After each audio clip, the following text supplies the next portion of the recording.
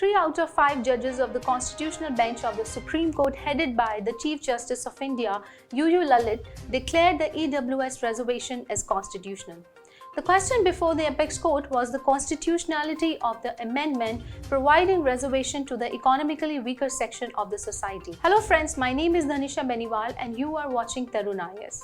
The Constitutional Bench held that the scheme provided by the Government of India in 2019 by the 103rd Constitutional Amendment Act would continue to provide the 10% reservation to the economically weaker section of the society in matters of employment and education. How EWS reservation was provided? In the year 2019, 103rd Constitutional Amendment amended the Article 15 and Article 16 of the Constitution and inserted the Clause 6 that would provide reservation to the economically weaker section of the society.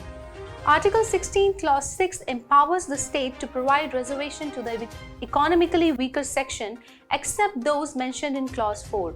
The maximum limit of the reservation is 10%, which exceeds the existing 50% limit as declared by the Apex Court in Indra vs. Union of India. What is the conflict?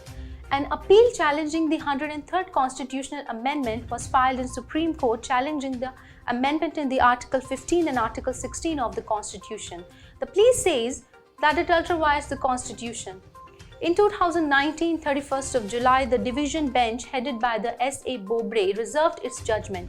The court had to decide if the plea challenging the reservation should be sent to the Constitution bench or not. What is the argument by the pleaders? The plea says that 103rd Constitutional Amendment ultraviolates the Constitution as it changes the basic structure of the Constitution. The plea said the Apex Court in 1992 Indra vs. Union of India said that the backwardness cannot be decided only on the basis of the economy. The main argument of the pleaders was that the 10% reservation exceeds the 50% limit. It is to be noticed that currently scheduled caste, scheduled tribes and other backward classes are given 15%, 7.5% and 27% reservation in the matters of employment and education. What is the stance of the government?